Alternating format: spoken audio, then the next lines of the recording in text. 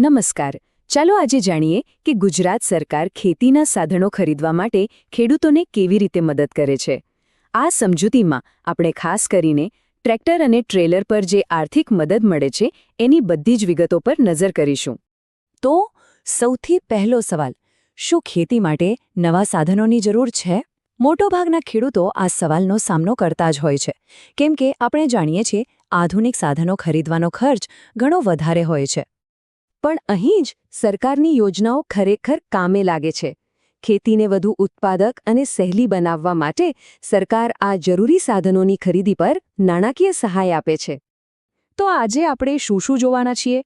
પહેલાં તો ખેડૂતો માટે સરકારી મદદ, પછી ટ્રેક્ટર અને ટ્રેલર સબસિડીની બધી જ વિગતો, કયા કયા ડોક્યુમેન્ટ્સ જોઈશે એની વાત કરીશું, અને છેલ્લે કેટલીક ખાસ વાતો જે યાદ રાખવા જેવી છે એના પર નજર કરીશું.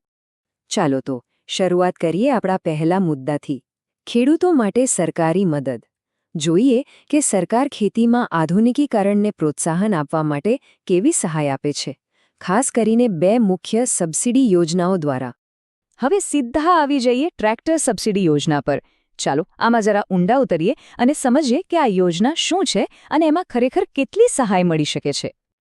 હવે આ વાત જરા ધ્યાનથી સમજવા જેવી છે.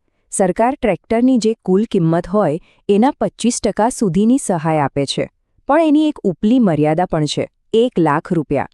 તો આનો સીધો મતલબ એ થયો કે 25% અથવા 1 લાખ રૂપિયા, આ બેમાંથી જે રકમ ઓછી હશે એટલી સબસિડી મળશે. એટલે ખરીદીનું પ્લાનિંગ કરતી વખતે આ ગણતરી મગજમાં રાખવી ખૂબ જરૂરી છે. અને હા, અહીં એક ખૂબ જ મહત્વની શરત છે. સબસિડી દરેક ટ્રેક્ટર પર નથી મળતી. એ ફક્ત 20થી 60 PTO હોર્સપાવરવાળા જ ટ્રેક્ટર માટે છે. હવે PTO હોર્સપાવર એટલે શું? સાદી ભાષામાં એ ટ્રેક્ટરના એન્જિનની એ શક્તિ છે જે ખેતીના બીજા સાધનોને ચલાવવામાં વપરાય છે. આ નિયમે સુનિશ્ચિત કરે છે કે સબસિડીનો ફાયદો મોટાભાગે વપરાતા મધ્યમ કદના ટ્રેક્ટરો માટે જ થાય. અને આ પણ યાદ રાખવું ખૂબ જ અગત્યનું છે. કોઈ પણ ખેડૂત આ યોજનાનો લાભ 10 વર્ષના ગાળામાં ફક્ત એક જ વાર લઈ શકે છે. આ નિયમ એટલા માટે છે જેથી સહાયનો લાભ વધુમાં વધુ ખેડૂતો સુધી પહોંચી શકે.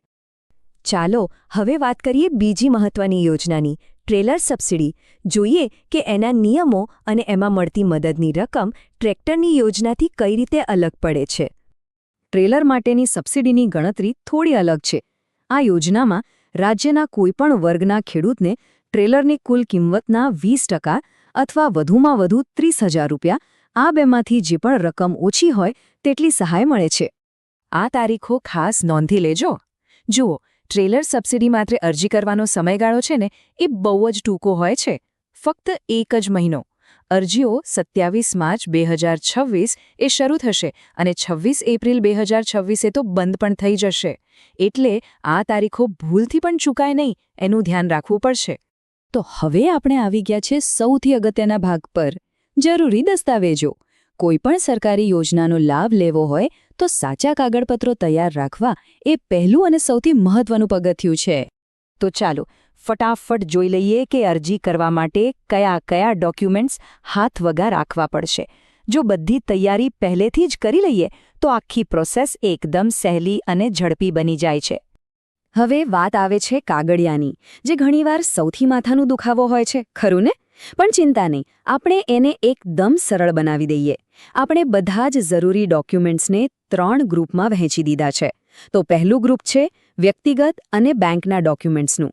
આમાં શું શું જોઈશે? આધાર કાર્ડ, બેંકની પાસબુક અથવા કેન્સલ ચેક જો લાગુ પડતું હોય તો, જાતિનો દાખલો, દિવ્યાંગતાનું સર્ટિફિકેટ, અને હા, જો જમીન ભાગીદારીમાં હોય તો એક બાંહેધરી પત્રક.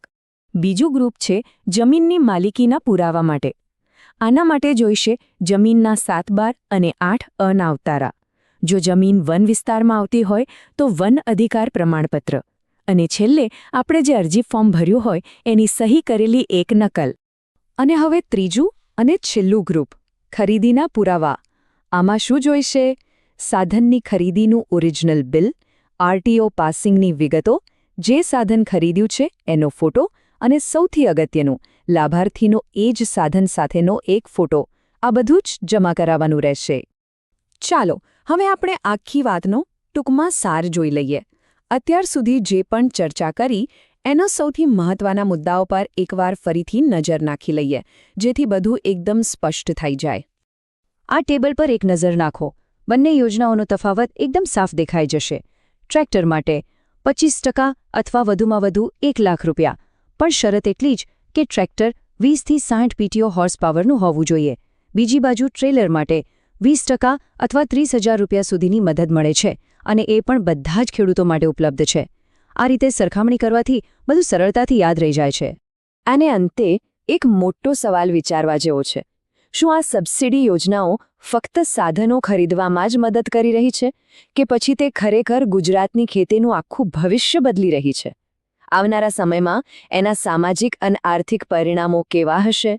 આ એક વિચારવા જેવી વાત છે.